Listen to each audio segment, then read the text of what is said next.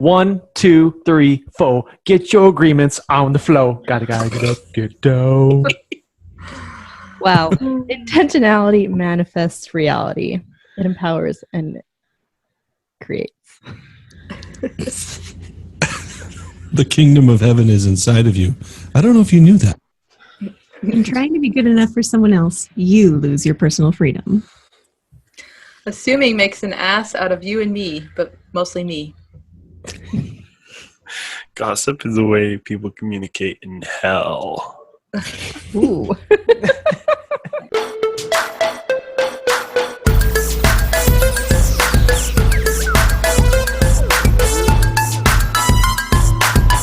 Welcome to the Epoch Podcast, your weekly dose of mental foreplay. I'm Matt. I'm Jen. I'm Austin. I'm Joni. I'm Christina. I'm David. David. Good. Mike is too far out of the frame. This week's episode, we are talking about a book called The Four Agreements, written by Don Miguel Ruiz. And I really think this is a conversation worth having because this book ties up several things that go on internally, I think anyways, into four tidy concepts that are easy to relate to. The first one of which is being impeccable with your word. So how did you guys internalize that concept of being impeccable with your word? Nobody did. Okay. Well, and there's this fun little, I guess, I'm done. This is really good. Yes. So part of it, there's a component, there's a visual aid for those of you who like that kind of thing. And it has four different sections to it. So be impeccable with your word. A would be speak with integrity. B is say what you mean. C is avoid using the word to speak against yourself or to gossip about others. And D is use the power of your word in the direction of your truth and love. Cool. So that was very teachery. you're welcome. So if people were looking for more of what that looks like and sounds like, that's some additional information. So one of the things about the Four Agreements that if you unpack, the Four Agreements itself is the original book by Don Miguel Ruiz, and it's the first of, I think it's now 13 different books inside the Toltec wisdom tradition. And he has written, I think, four, and his sons, each of his sons have written multiple books, and then they've co-authored with some other people and stuff. And you realize how much of their stuff does come back to this original book, The Four Agreements. And more importantly, I say all that to say this, the first agreement, if you read the book, he'll actually say, if you can do this, if you can be impeccable with your word, and you unpack what that means, you can then fulfill everything else that all those other 13 books are talking about. That list that Jen just read off is... Jen, actually, could you read that list again? Ooh, yes. Sorry about that. All right. So A is speak with integrity. B is say only what you mean. C is avoid using the word to speak against yourself or to gossip about others. D is use the power of your word in the direction of truth and love.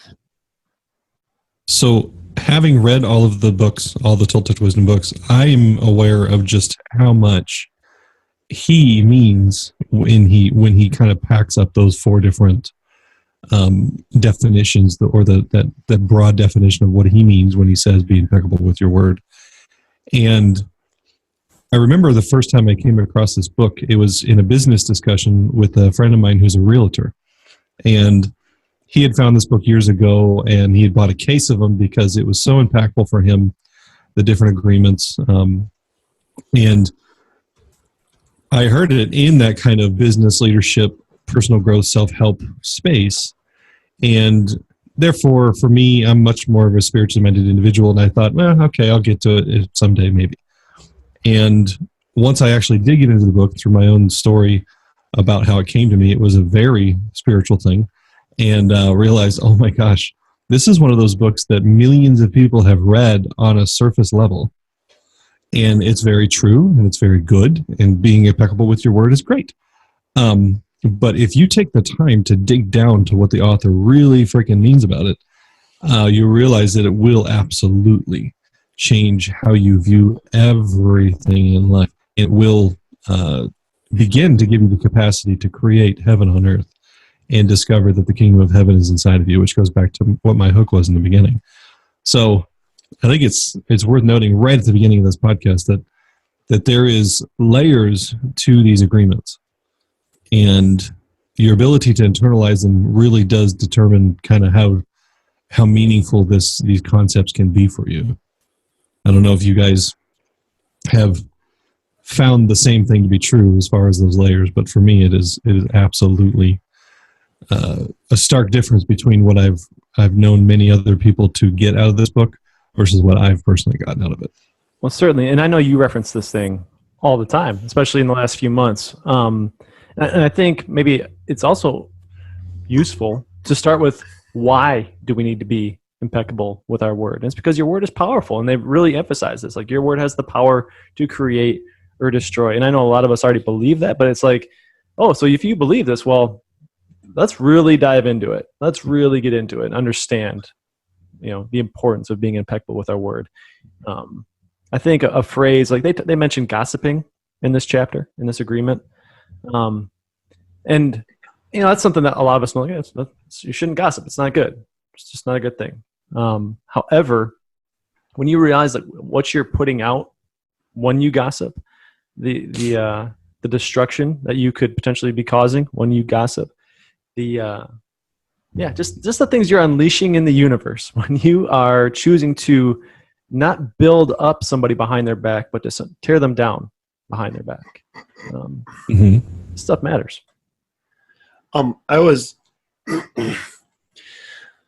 on one hand, I was, and maybe it's just because of the way that we have had with all the stories about like Lord of the Rings or Harry Potter or whatever. To me, it seemed that using the terms of white and black magic kind of cutesy in a sense. I don't know. I think it kind of has lost a little bit of the meaning, maybe. That's because it causes my ears to perk up. I'm like, what? This is like we're talking serious concepts. And he's about black magic. Well, I don't. Yeah, because I mean, I don't know. And maybe we're just a little more used to this stuff. Or at least I feel like maybe I am,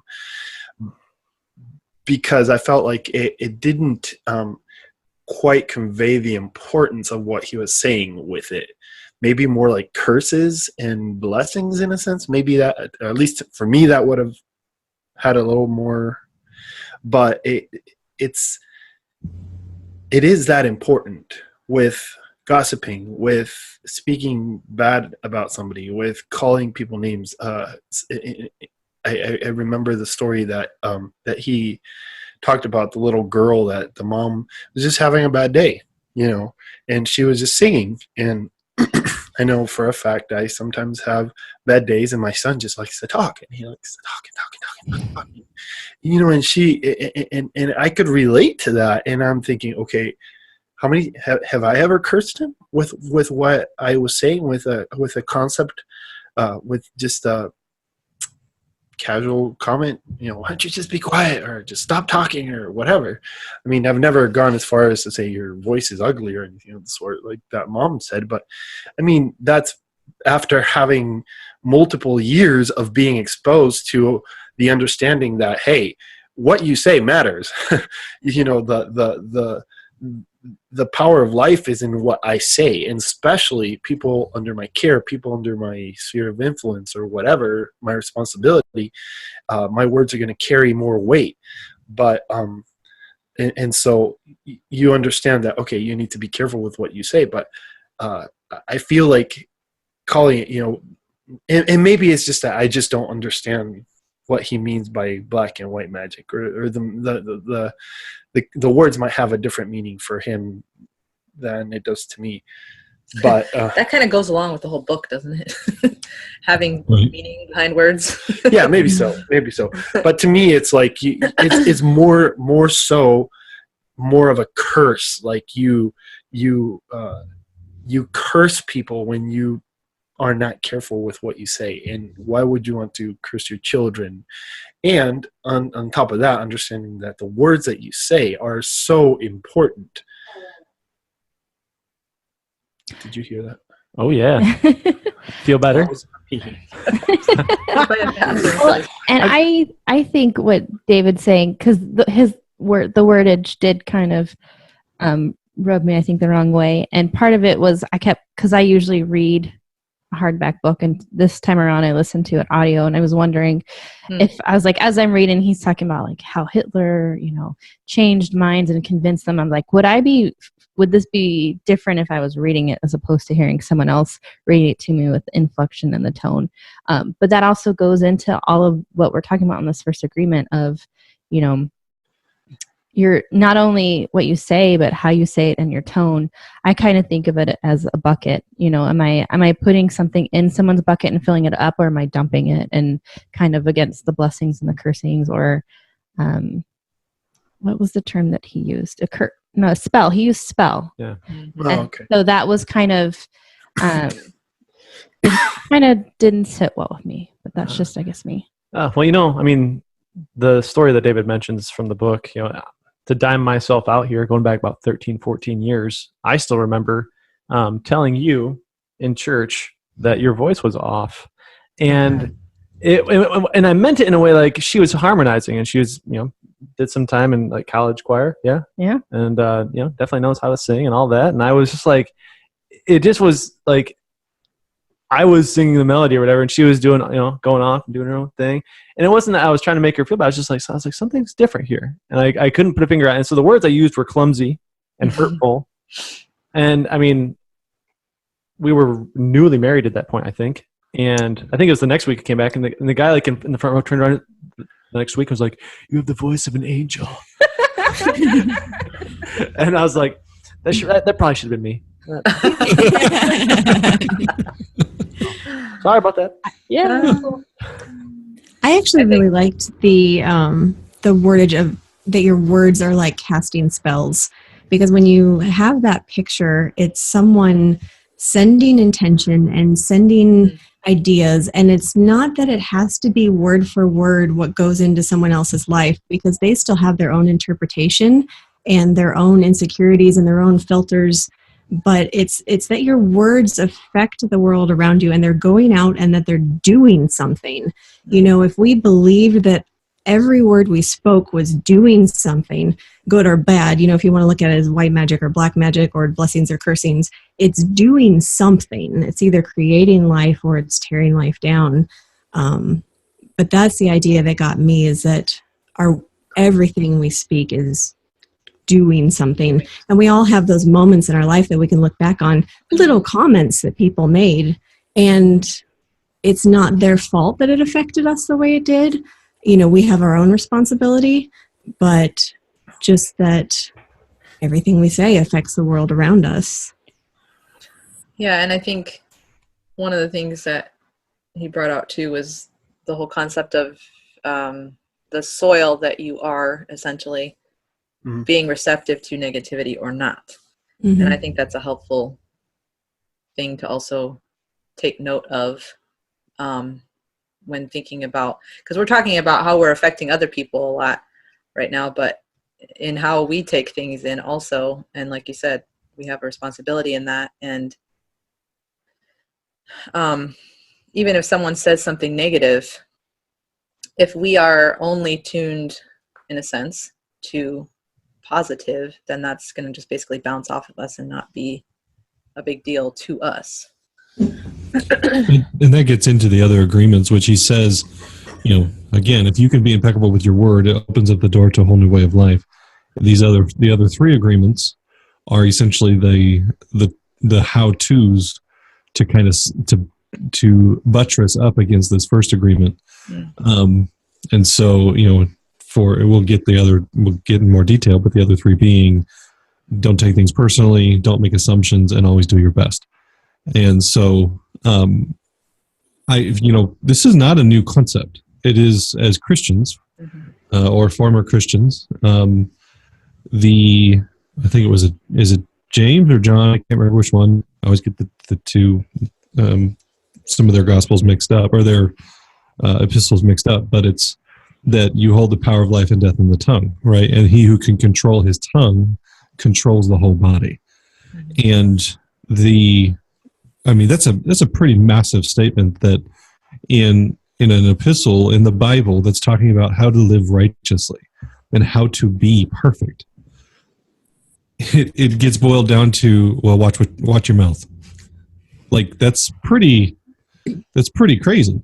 When you consider all the mechanisms that have to be in place in order for your word to be impeccable, in order for you not to gossip, in order for you not to take things personally, in order for you not to tear others down or whatever.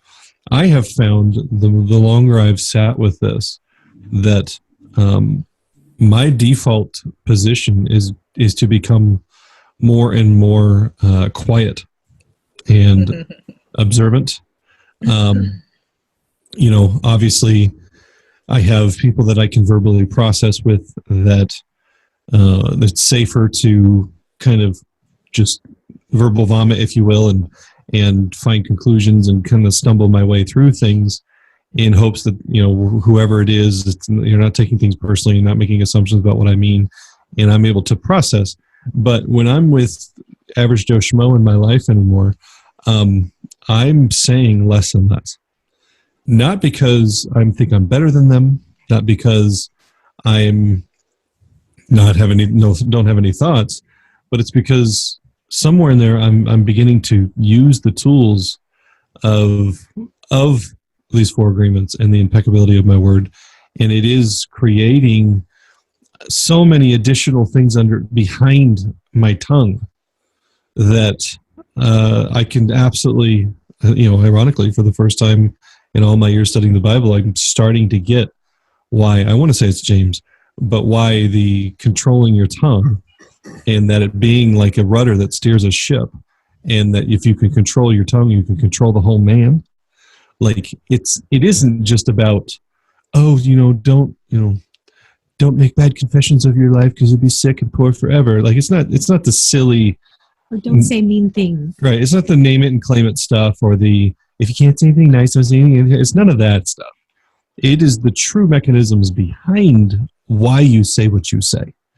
That if you can put these filters and these agreements in that process, you will find, you'll go, oh my gosh, this is kind of a never-ending yeast inside of this thing known as my identity. That if I start here, and the thing about it is the creative, literally mouthpiece of who we are. All other senses are intake, except for the mouth. The mouth is both intake and output, right? And there is something to meditate on about how you have 2 eyes, 2 ears, 2 nostrils, 2 hands, 2 legs, all that stuff, but you have one mouth, right? And the reality that is so much the creative center. That's how God created the earth in Genesis, and so many things to kind of consider, the power of everything behind the tongue that then gets filtered and boiled down to a sentence. This book does an amazing job in my mind of kind of boiling down even the domestication part, and the fact that we're speaking English on this podcast, the fact that the word English means it's a language, and we know what the word language means because we've all in agreement that that's what those sounds are. And my blog, I get into that a little bit, when you use the word sky. We know what sky means because we speak that language. But the truth of the word sky is something that doesn't need words, and this is evidenced by there's dozens of other languages that have a different word for the same truth. And so when you realize that even down to what is truth and what is communication and what is the energy of the realities of existence, that out of your mouth comes your identity in a form that you are now imparting to other people, and that there is so much underneath it. When you say anything, it does begin to realize, you do begin to realize, wow, if I can just focus my attention on being impeccable with my word, I may actually change my entire identity. Now, you mentioned, how this has kind of its roots in Christianity, but you also mentioned its roots in Toltec wisdom. Can you briefly describe what that means? What Toltec wisdom is for some of you? Key. So Toltec are pretty much, they're pre-Aztec and Inca, Native American or Central Native American. Their main city was Teotihuacan, which is translated as the city where men become gods, and thousands of years old. It is not a religion in the sense that you will not find seminaries and buildings to pay for and everything, but it is a wisdom tradition, kind of like Zen, and it's largely having a resurgence because of Don Miguel and his family. Not that it was lost, but that it just wasn't very popularized or made public. The wisdom of it was not made public, and so yeah, it's from Mexico. Teotihuacan is 30 miles north of Mexico City, and they have different websites. They take trips down to Teotihuacan multiple times a year. They have seminars and stuff all over the place. So it's just a system of thought. Right on. Well, I guess cruising right along here. Could I say before we go and Sure. just briefly mention that we talked about the words that we speak, but also the words that are going on in our head, and being impeccable with the conversations in our own minds, because it kind of starts there as far as what comes out and how we view ourselves and all that stuff. So Yeah, he says don't use the word against yourself. That one's really easy to do without saying anything. Yes, it is. I'm such a loser. No, you're not. I think honestly, just getting really familiar with, or just starting to really recognize all the conversations that go on in your own mind, because we have so many conversations all day long without even thinking about it. If you're not allowing yourself to be aware of it, it's just so normal and natural. And so I just picked up a new tool. This is actually pretty cool. If you want, it can be exhausting to monitor your internal dialogue 24/7, right? Because at some point you have to buy groceries and stuff. And so one way to kind of take an overall inventory about your internal dialogue is, if you look at a situation or look at any particular subject and you ask yourself what your expectations are of that situation. So examine your expectations, and you'll realize you'll discover the predominant direction of thought that you have. And if you have negative expectations about stuff, whether it be your weight or your job or your kids or whatever, then that is the fruit of a consistent negative thought pattern. What if you don't have expectations? then you probably are amazing. What do you mean? I don't know, Yeah, cheeky one, go. I remember Cheeky one, Kenobi. talking with, and it's now kind of in me like it's a sad thing, but I was talking with someone and I was like, well, I don't know, I just don't have expectations, that way I'll never be let down. Like I have no expectations, because then it doesn't line up, I'm not disappointed. So I find sometimes that I just don't have expectations, and maybe the why is more telling than whatnot. But yeah, To me, that sounds like an expectation. to not have an expectation. Yeah. That you're going to be let down if you have them. I Oh, realized after I said it, Yeah. the lines were drawn, but whatever. But that's a helpful thing to point out, I think. Yeah, for sure. Well, expectations are the normal state of humanity, right? It's actually just it's the law of the universal creative power known as God, that God is always forward moving, right? Nature is always forward moving. It is never about the past, and it is always about creating more. It's always, use the example, if a forest fire burns down a forest, come back 5 years later, you begin to see a new forest growing. Like, there's always forward movement. Nature never stops. And so expectation is an energy that is directly tied to movement. And it's directly tied to forward movement. And so it is, by our default, it's actually something I don't believe we were meant or are really able to not have expectations, because it is literally in our spiritual DNA to expect. And that is because we live, our minds, being of the substance of spirit, are able to live outside of time and space. And so if we were a pure instinct and pure intuition, we would always be in the now, and expectations would not be a thing. But we're not. We're soul and spirit. And the spirit side of us lives in a realm that is always forward moving. So there's healthy ways to manage and build and foster expectations. But in the end, you still have them. Yeah. I had a cousin who I distinctly remember about 20 years ago saying that he was constantly aiming low to avoid disappointment. That was his mantra. And I think, biblically, these are the types of thoughts that we need to take captive. We need to recognize when we're having these, whether they're negative thoughts about ourselves, our futures, our prospects, whatever it is, or just this underlying mentality that failure is imminent. Take that captive and recognize it, and then then you can do something. Mm-hmm. This is a confession moment. Ooh, I realized juicy that I've been struggling with my weight my whole life, and I have the expectation that I would continue to struggle with my weight my whole life, right? I have never actually reached the point where I've expected to be fit, right?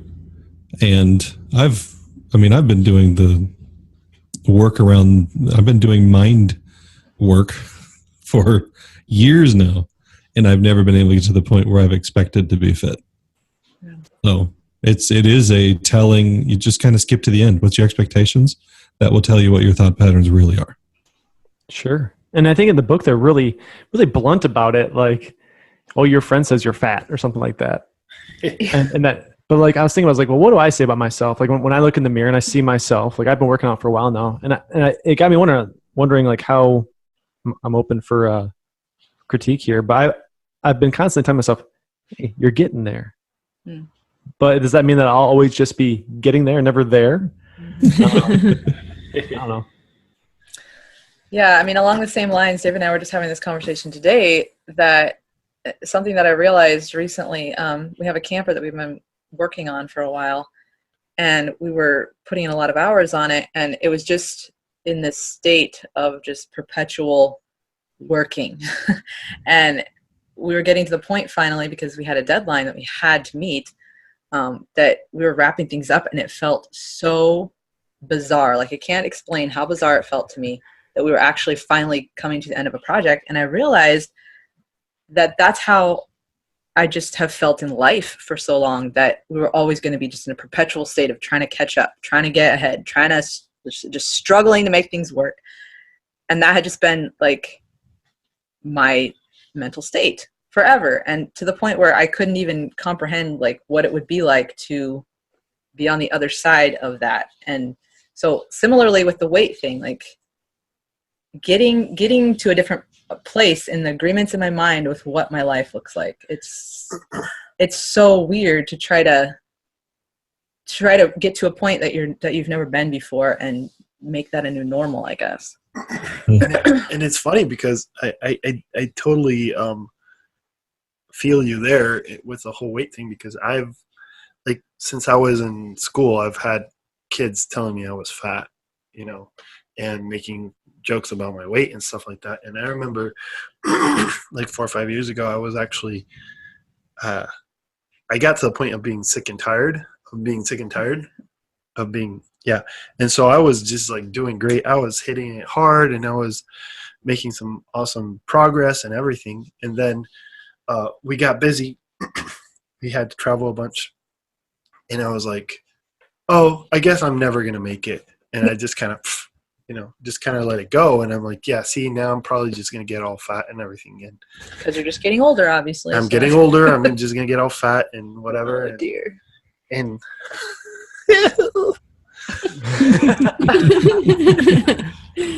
mother. Got some work to do. All right, so I think we've thoroughly established the idea of, you know, the importance of being impeccable with your word internally, externally. We ready to move on?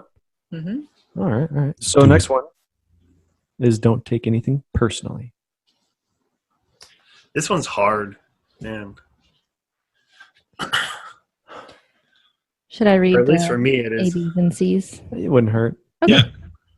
Do it. So the A, B's, and C's of don't take anything personal. You can do it into the mic. That'd be even better. Don't take anything personal. I don't know, when I read it, it just Don't felt take it very personal. double Yeah, don't take negative. that. Don't take that critique personally. There. All right. A, nothing others do is because of you.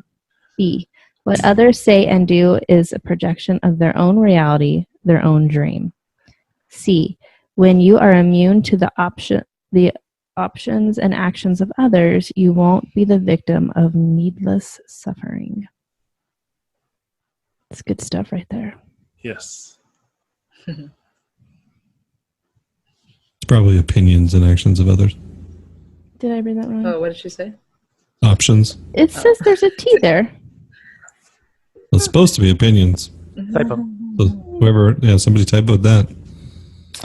Sorry. It's all good. I don't know.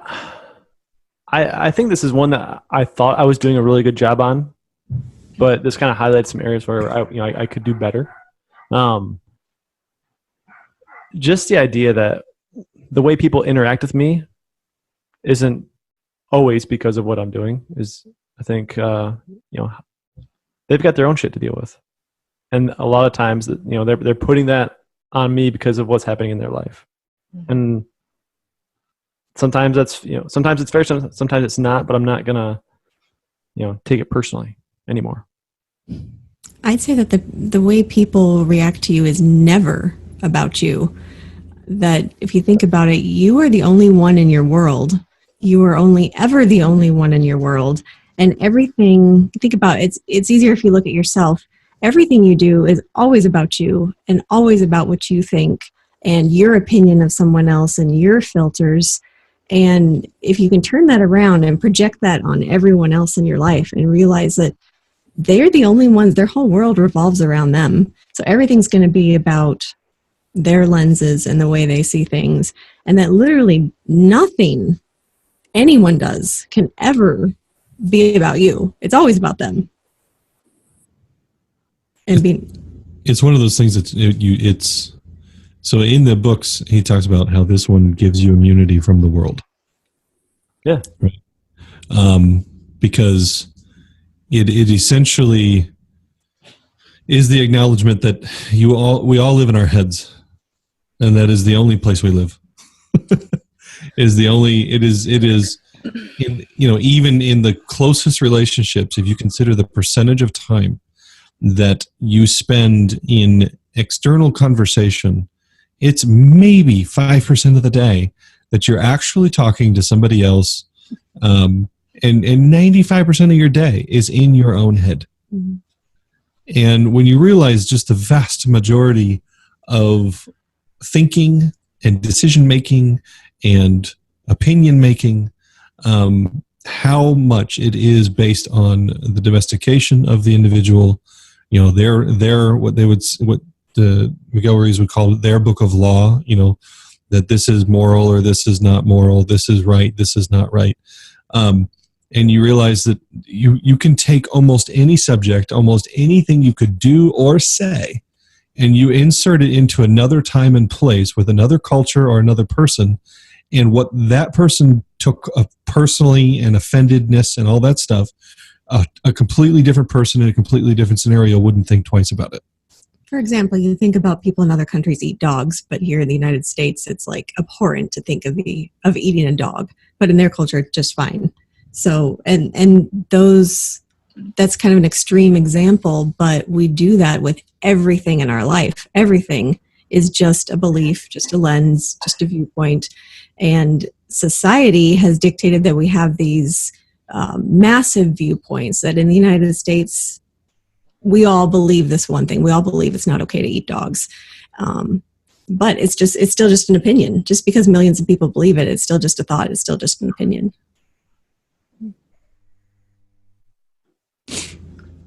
So, I mean, I think it was Bruce Lee. He talks about the idea of knowing yourself so well that you can then begin to know your opponent and understand them. Do you think that jives with what Don's saying in this chapter, or no? I was going to look that up, but we had too much of a silence. I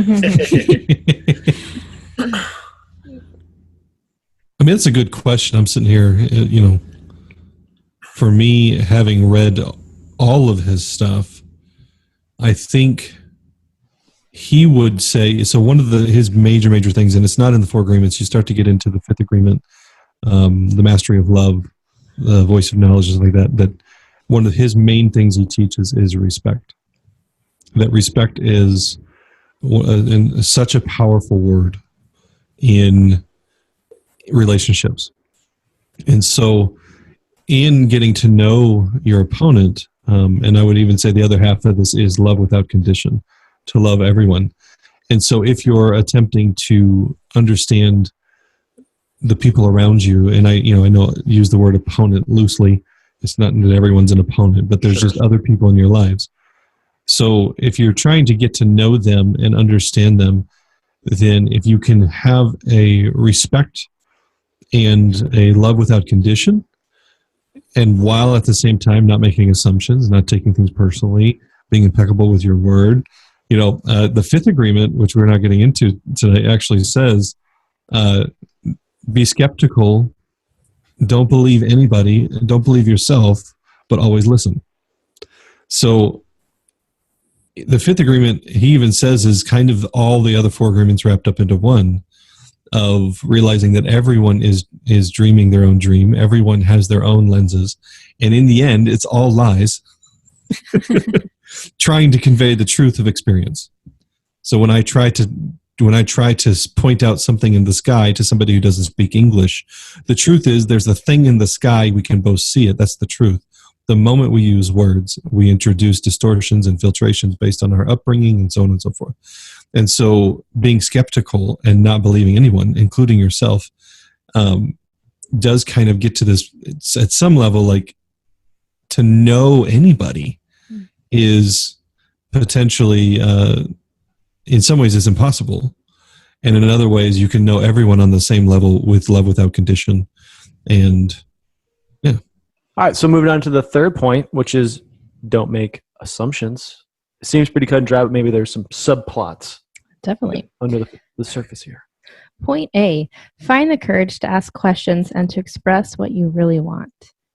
B, communicate with others as clearly as you can to avoid misunderstandings, sadness, or drama.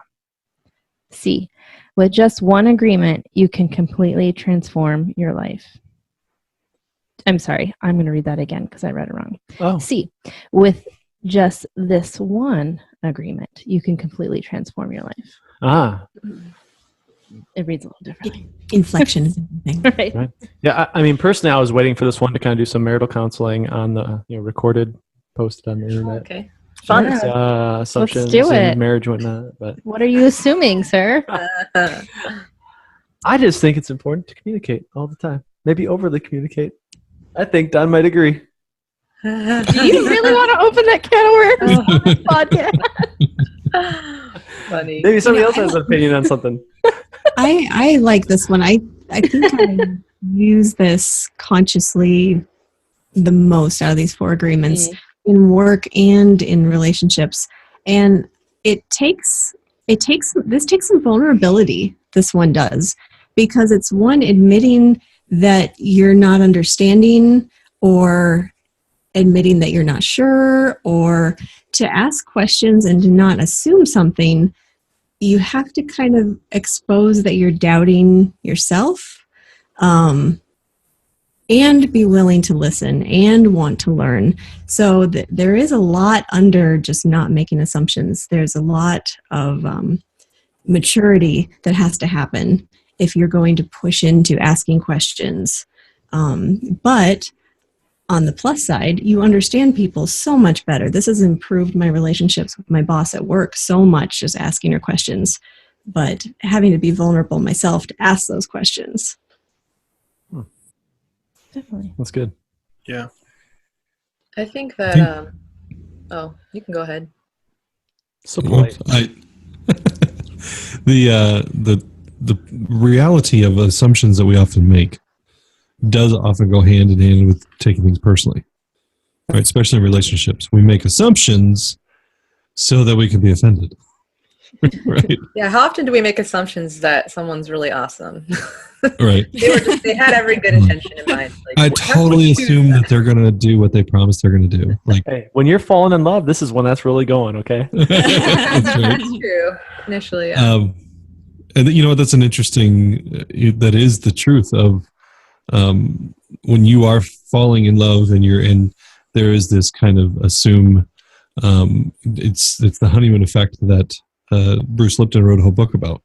Is the honeymoon effect. But beyond that, there is largely in our culture an assumptiveness of negativity, personal attack, unreliability. People being lazy, people being stupid. And so many of the assumptions are very negative. So it does bump right up against the second agreement of not taking this personally.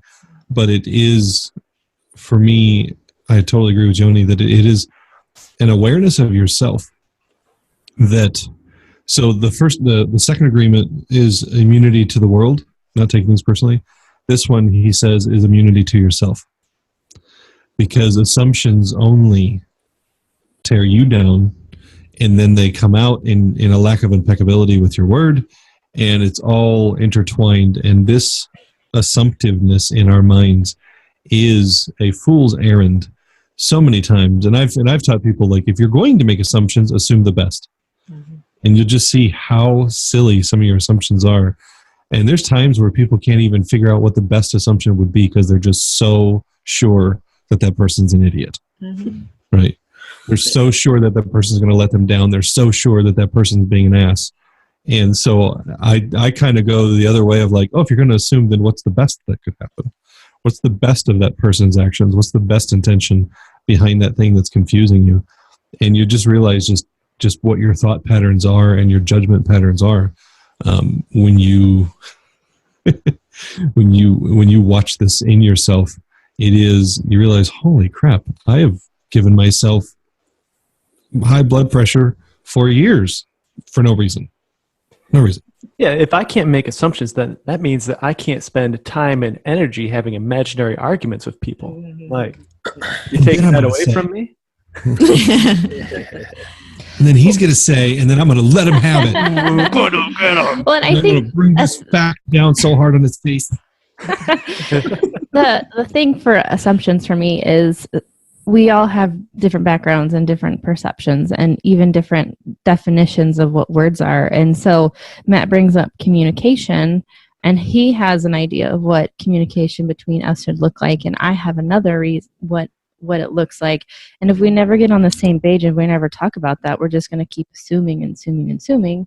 Or we make this agreement, hey, this is what it looks like, and then not revisiting it a couple of weeks down the road, things change, life changes, we change our personalities and perspectives. And so if you're just writing something in sand and stone and this is what it is for now on, and never revisiting it, then you have misconceptions built on assumptions, built on understandings, and it just becomes this big monster.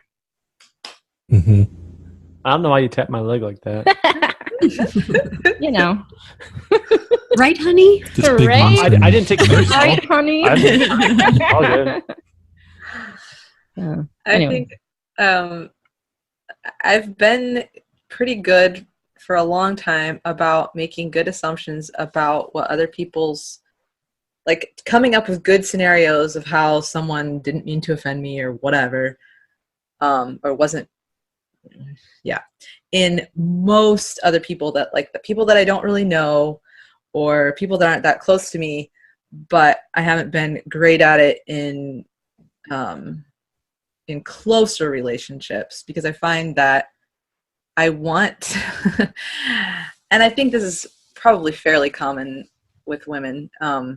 I want, for example, David to be observant enough in our relationship. To me, it feels like more loving if he just can know something that I want. And I understand, I actually am really good at communicating when I have a problem with something with him. Anyone who knows me probably knows that I don't have any trouble with that.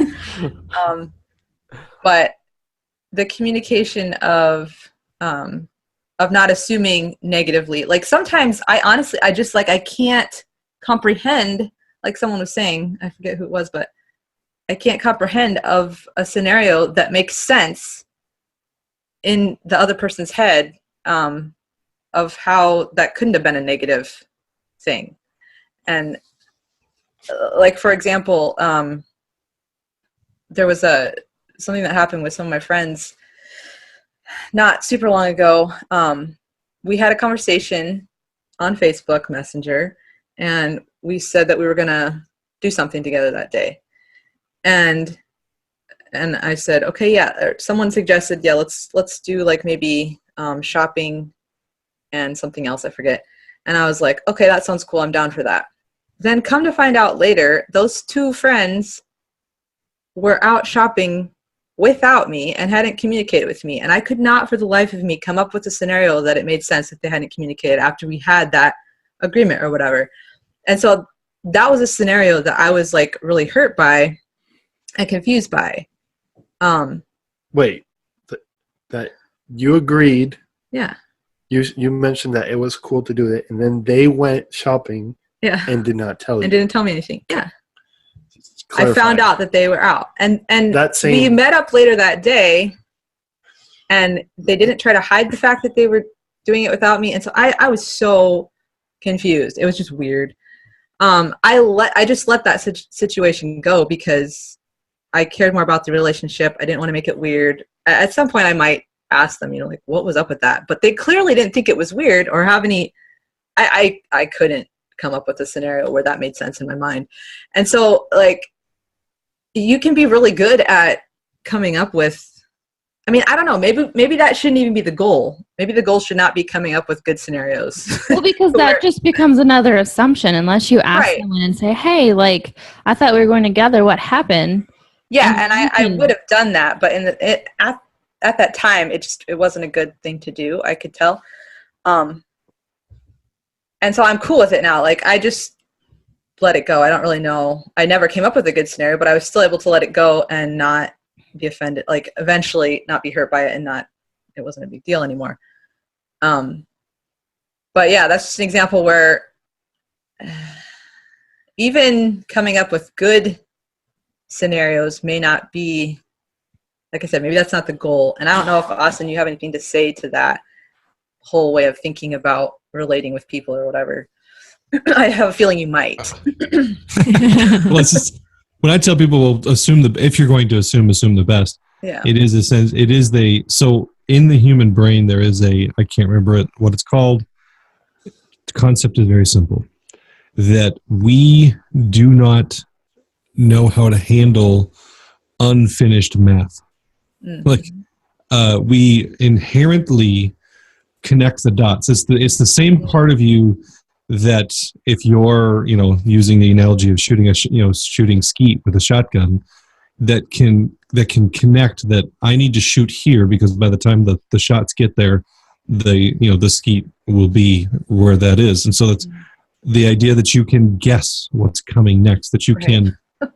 can know what's going on in traffic because your mind is already able to put together what's probable. And so we do that, but we do that with everything, right?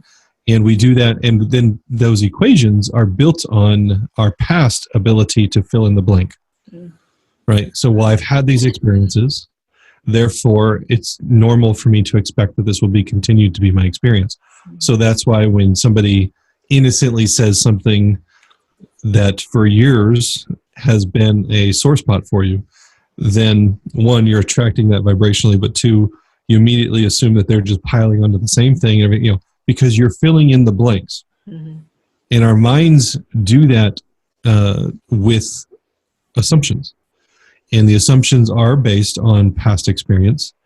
And so it is almost like a drug. It's very much like an addictive behavior to stop making assumptions. And so my secondary piece of advice is, but if you're struggling with that, it's kind of like quitting cocaine cold turkey. Like if you're struggling quitting cocaine cold turkey, maybe, drop down to something less, I don't know. And so if you can't stop making assumptions, then make the better ones and you'll still poke into a lot of the same things. But in the end, the right answer is just don't make assumptions. Right. But then in scenarios where it doesn't feel like it's good to actually even potentially communicate about that, or like put somebody on the spot maybe, or like, do you just, like you said, like that, I identify well with that, what you said about needing, not being able to, the whole thing about math, Yes. solved unfinished math. We don't. math. Like that makes sense. Like our brains do want things to make sense. So like, do we just, I'm not quite sure. And in this scenario, like it's out there. I don't know. It's definitely not a finished thing. And I don't care anymore, honestly, at all. But I'm not really quite sure how I got there. So. Well, Jen, could you read that list of the sub points underneath this one again? Definitely. So for don't make assumptions, A is find the courage to ask questions and express what you really want, which I think is what we've been kind of talking about. Yep. Communicate with others as clearly as you can to avoid misunderstanding, sadness, and drama. C, with just this one agreement, you can completely transform your life. And so I wanted you to read those because essentially, this exact scenario, it is that ask questions, communicate as clearly as you can. It's kind of the point now for me and people in my life. I think Joni could probably attest. I ask shit tons of questions. And it's not because I don't believe the answers I'm getting. It's because in all of my questions, you can give me an answer and I'm still making 1,000 other assumptions about what that answer means. Right. And so trying to dig down to, okay, well, when you said this answer, I'm still realizing I have filters and distortions and you have filters and distortions. And so let me ask it again in a different way so I can truly understand. And obviously, the more weighty the discussion, the more questions I believe should be asked. Because, it's one thing when you talk about shopping, it's a whole other thing when you talk about spiritual truth or how to raise your kids or, whatever. Those get super important to make sure that you're not, it's like Jen was saying, we should communicate more. What does the word communicate mean to you? Right? Mm-hmm. So what you're saying, though, that it sounds to me like you're saying that your goal is still finishing math, connecting yes. dots. Yeah, okay. Yeah, it's absolutely not to live a life where you don't, I don't know why anybody does anything. But at the same time, I think, go ahead. You're going to finish the math no matter what. So if you can do that in a way that helps you better understand the other person and that you're not coming up with the math, the end of the problem yourself. Right. I think in this case, I ended up just finishing the math on my side of things, and just the reason that I was able to resolve it for myself was just, okay, this is why it felt like this for me. This is this, and this is how it related with my relationship with God and all that kind of stuff. And so I think I just finished it on my side and crossed it out on the other people's side, I guess. I don't know. And I think that's where knowing yourself, kind of knowing why you're finishing the math in that direction helps a lot before projecting it to somebody else. Right. Well, and I would also push into, what does finishing the math mean? You know, is it finding the solution to the problem? Is it equalizing the equation? Is it coming up? Because like, even when you think of an algebraic equation, you have to do certain things first before you can come to the end product. And so part of that, your equation could have been figuring out how it correlates with myself and God.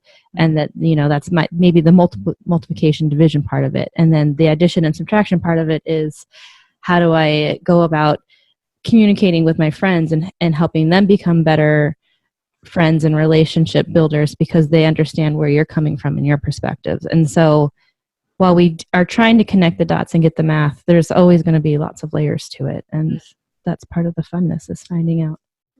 So would you say that Don Miguel Ruiz has a order of operations? Is that what you're getting at there? My dear Aunt Sally says so, yes. First, order, and last, like. Okay. We talk about, you know, there's so many layers, and we've got a body and we've got a spirit and we've got a soul, and there's things on the surface and there's things under the surface. We've got a conscious and a subconscious. There's never just like one answer. There's never one solution to this problem. There's always going to be multiple ways to get to the end of the math problem. There's always going to be multiple ways to show your thinking. Sorry, I get my teacher head on, guys. But you know, there's no one way to eat a Reese's. Like the solution is there. It's how you get there. It's how you put it together is going to be unique for every individual. And it also depends on what other parts of the equation you have, other agreements you have. So in this case, it's the perfect place to enter into what I believe is arguably the most important agreement you can have with yourself. That is the truth that everything is for you. That everything, that life, it's impossible for life to be against you. And if anything is true, there's a way in which it is true. And so if you truly believe that, then when your friends don't call you to go shopping, then you have this thing inside of you that says, well, what in this moment is for me, then you can start unpacking stuff. And if you're not taking it personally, you're not making assumptions, but you're still letting it be a lesson, you're letting it teach you something or expose something in you, like that's a whole nother piece of that equation. As rightly so, Jen, you're saying, like, it's not just what does finish the math mean? Well, if one of the major components in all of your math questions is life is for me, life is always for me, then that flavors everything differently. And that is where you get a kind of the order of operations of your agreements, i.e. beliefs, will determine how you finish the math and what flavor you put on it and what assumptions you make. But I do think, again, if you can get to the point of not being a crack addict and having to make assumptions, that is definitely the true goal of finding the kingdom of heaven within you. Right on. And so to move to the last and fourth agreement, it's an agreement that, you know, kind of propelled me to share this whole thing with my kids probably, I don't know, half a year ago, maybe 4 months ago. I don't know. I just walked to school with my kids in the morning, and always do your best. I figured that'd be a great agreement to end on our walks, but just all of these build in. This one, I think, saves you so much time of sparing yourself the question, what if? If you always do your best, then you take that, you know, all of the wondering, like, what if I had done more? What if I tried harder? What if I really pushed to finish this or whatever? How would my life be different? Like, I think that question haunts me in particular sometimes. And so the idea that I can free myself from all of that mental energy just by doing my best when the time comes. I think that's huge, man. You want to hit us with those points? Sure. Point A. Your best is going to change from moment to moment. It will be different when you are healthy as opposed to sick. B. Under any circumstance, simply do your best and you will avoid self-judgment, self-abuse, and regret. Which I think you summed up nicely. Hey. I think for this piece, for me, part of my day job is supervising people. And so I find sometimes people will say things about me when I have to hold them accountable for their actions. And I have to do a lot of don't take things personal when things are said like, oh, she doesn't do anything. And I'm like, I do things all the time. And I'm like, you know what? Like, I know what I'm doing. I'm doing a good job. I can't do anything any better than what I'm doing. I show up every day. I'm doing what I can. And that really helps me ride through the top 3, things. It's just like, I'm doing my best. And if I could do anything differently, then I would. So, or better, I guess, would be. Yeah, because it definitely helps when you have to sometimes justify your actions to another person, maybe a boss. Yeah. I think for me, the do your best. So Don Miguel says of all of his agreements, of all of his books, this is his favorite. Because this is the one that takes what you're doing on the inside and actually puts it into action. Right? Because you can think you're doing this and think you're doing that and think you're doing that. But if you don't actually bring it into your life, you're just deluding yourself. And you'll find when you bring it into your life that you've spent however many years you're alive, you have mastered being you. And if you're trying to change that, then you're going to find that there will be days where you fail. And so doing your best does release you essentially from the past, and namely regret or questioning or doubt or whatever, or that guilt that comes with it to do your best. For me, the question really becomes, have you ever been in a scenario where you knew the better option, or you had the energy of the better option, and you consciously said, I'm not going to do that right now? Right? And it's not the same as consciously being aware of like, man, I would like to, but I don't know if I can. That's different. It's one thing to have fatigue or be sick or like, no, if I was having a good day, I could do this, but right now it's just too much. So your best doesn't mean necessarily that you're always in peak performance, but is there ever been a time where you're totally capable of doing it, and for one reason or another, you choose not to? That happens a lot at work. Right? Just don't feel like it. You're just not going all the way. And that's for those of you, especially at work, but it's, if you want to truly continue to work on yourself, you will find that the smallest things will become the evidences of the deeper, bigger things that you're not actually doing your best on. And so it's something that can be beautiful in bringing your internal world into existence in the physical plane. But it is one of those things that, there's people who habitually just don't do their best. And I like how in the book he says, if you're not used to this, start doing the small things your best. Like literally take the best shower you've ever taken. brush your teeth and floss the best that you've ever done. Make that macaroni and cheese the best you've ever made it. And the silly little things, comb your hair the best you've ever combed it. And even I think he uses examples of like dress up, or drive your car the best you've driven it. And you'll find that there is a sense of fullness to your life in that moment, because you are, my chiropractor asked me one time, how much does a tree grow? Well, it grows all. Right? It grows. It grows until it's not growing. And so how much is your best? It's the fullness of what's possible.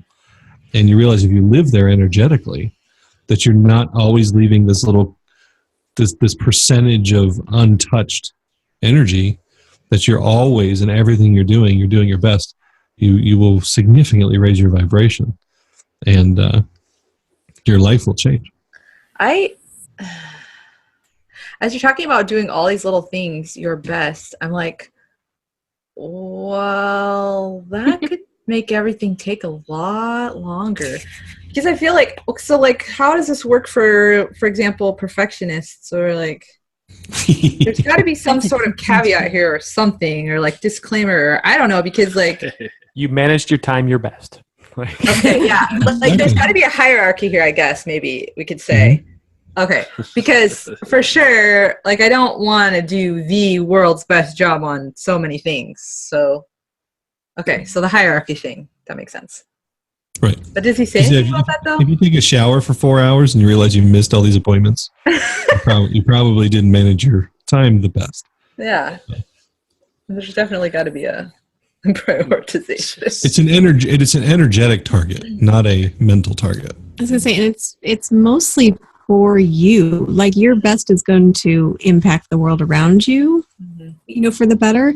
But thinking about work, I'm also a supervisor, and I know when I'm, you catch someone in a falling short on something they should have done, and you confront them about it, when they didn't do their best, because out comes all the excuses, out comes all the, this and that. But if they did their best, then you can feel the difference in what they're saying. And you're like, oh, okay. But when they haven't done their best and they're just fudging their way through the day, it just totally feels different. So being able to live in that energy of, I did my best, it's for you, and it impacts the world around you. Yeah, you can definitely feel that energy in yourself too, whether or not you did your quote unquote best in every scenario. Yeah. And in other words, best not meaning perfect, but like, right. Well, yeah. Okay.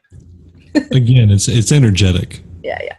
And then, do you feel confident? Or is there a measure of, and just being sloppy and dumb. And, right. And then you start checking all the areas of your life, and suddenly that becomes your vibration. Mm-hmm.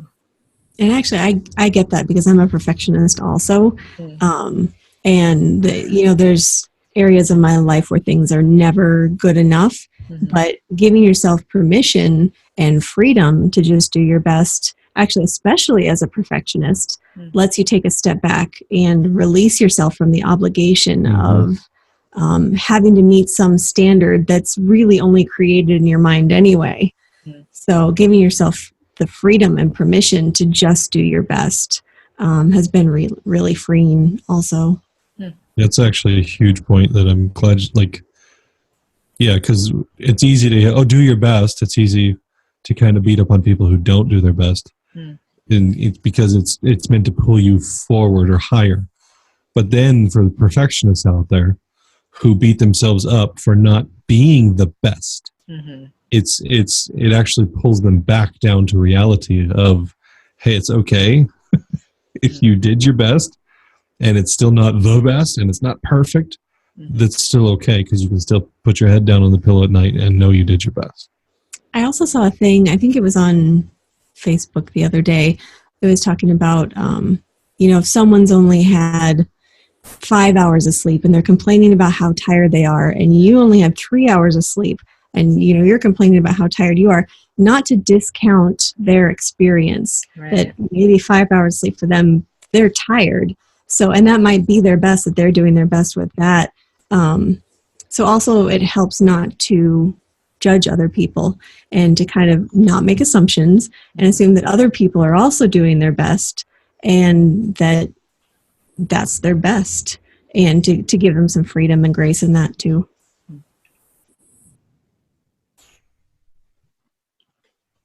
All right. Well, maybe it's time to go around the circle here and get our closing thoughts in on all 4 agreements. My thoughts. I think we had a lot of good thoughts. The best thoughts. Right. I think the thing that I like most about this book is that 4 is a really manageable number. The agreements are not rocket science. They're not anything new, but it's great to put them down in a concept like this and be able to dive into it, apply it to our lives, and then, it's a great thing. We've done a book study on this. We're reviewing it. Good conversations. And so for me, it's just that continual learning and never just settle with, life as it is, and kind of always continue to do your best to learn and grow. For me, the 4 agreements has changed my life. As I said in the beginning of the podcast, I know many people who read it, and you can read it on different levels. Even on the most quote unquote shallow level or surface level, those 4 agreements, they are simple. They aren't rocket science. And it is a matter of if you could just start to implement them at work or implement them with your family, you would find a significant improvement in your quality of life.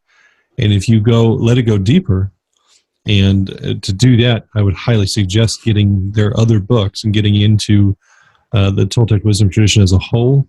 You can check out newagechristianity.org. I talk about a ton of this stuff all over the place because it has been so impactful for me that the 4 agreements can drive super deep into, I dare say, helping you find heaven on earth. This isn't just about being a cool person to hang out with. It is about the reality that the kingdom of heaven is inside of you. And what that would mean is that regardless of what's going on outside of you, that you are happy, that you do have joy. Jesus says, I came that you would have life and have life abundantly, that your joy may be made full. Like there's something inside of you and a way of being inside of you that rises above circumstances. And the 4 agreements is the book and the concepts that begin to open my eyes up to just how true that is. So if you have the leading, an intuitive leading to dive into it, I cannot recommend it highly enough. Yeah, I'll also say, in addition to, we tackled the main 4 agreements, which were the main points of the book. But the first chapter and the last chapter, he talks about a view of the world. And this was a really unique, he talks about it being the dream of the world. And then we each have our own dream, and that you're essentially creating your own reality. And some of the quotes that I wrote down was, one of them was, when you don't do your best, you are denying yourself the right to be you. And trying to be good enough for someone else, you lose your personal freedom. Most of us aren't even aware that we aren't free. So much of the result of following these agreements is freedom, is creating the life you want, is creating the dream you want to live in, and not just dreaming of, the house and the dog and the picket fence and everything, but literally the way you view the world, that you have the power and the freedom to create that in your life. So I'd highly recommend, if this intrigues you, go read the book, because there's even more in the book that we didn't even get into that I highly recommend. Just a couple things that I wrote down. One thing that I just thought of when we were talking about when I was listening to the book earlier today again, that being impeccable with your word, and the way that we've been trying to reframe the way that we speak, even to our children and in instructing them or whatever, rather than, oh, watch out, don't do this, saying rather do this. So focusing on what you want versus what you're trying not to do is something that I feel like for us is part of being impeccable with our word. And then one of the statements in the book about everything that someone does is about them, not about you, made me think, like, what about Jesus? That's kind of a weird thing to think about, and I didn't really have time to meditate on it, but it's something I think interesting to think about. And then one last thing was from the book also about taking action for enjoyment versus reward. The things that we do, it goes along with doing your best and doing everything you do, doing it with enjoyment versus like, I'm going to get something out of it or whatever. And that, in a sense, makes you, it gives you more of the power for enjoying things, I think, if you're not just trying to get a reward out of it. I don't know. Yeah, I was just sitting here thinking about the fact that this is a little bit like reaching maturity, emotional maturity in a sense. When you're a kid, when you're a baby, you react to things, and you are susceptible to your environment. And when a kid comes by, they have the toy that you want, you take it away from them, the kid hits you, then you cry. These are all reaction things. This is kind of like learn to be an emotional adult. Learn how to handle situations like an adult. Learn to not let not assume that everything is against you, not assume that everybody is doing things to hurt you. Don't let all these things that happen to you, don't take them in a personal way. And I was thinking about it, and the fact also that, man, we would have such a better society if people learned how to act this way. Well, it's kind of funny when you're saying that, just because it sounds like what we're saying was your world is all about you, but at the same time, the world doesn't revolve around you. It's like something that we say, but like, I don't know. Well, when you're saying that, it's like weird to think about. Maybe the world is all about you. You just need to know how to handle what the world is giving you. I don't know. Yeah. Well, no, what you're giving your own world. Or what your own world is giving you. It's got to be your world. But not, yes. Alan Watts has some really good stuff on that particular question you have there, or thought that you have. Mm-hmm. But I think this is a 90-page book. It's a really short audiobook. I call it the audio version of it. It's not something that I think you encounter once and you say, "Oh, I got it. Moving on." No. Even in this podcast, I said something and I phrased it a certain way and I was fairly deliberate about it. And then Joni kind of called me out on it. I don't remember exactly what it was about. I think I was saying most things that people do are not, because of me. Against me. Right. Yeah. And she's like, well, I think you could say, none of the things. Because there is, sometimes I think we have this internal resistance to, this cognitive dissonance of just, this is what I believed for so long. So everything has to form around that. And when you start to break into that, it's not always the first swing of the bat against the piñata that gets it all out. It takes, sometimes several swings. I used to think that, maybe like the last decade or so, that I've been very impeccable with my word. That words really mattered. I made it a point to not, with our kids, especially, for example, if they failed, it was an event. They failed. They're not a failure. Maybe they lost. They're not a loser. It wasn't an identity that I wanted them to take on. I struggled for a while with trying to find alternatives to saying, be careful. So I was trying to say everything but be careful. So I was like, do I really want my kids to be careful? Is that the kind of, person that I want to raise up? Somebody that's constantly like worried that, they might be doing the wrong thing. I don't know. Just, I think it's worth the time. We've gone through a lot of this.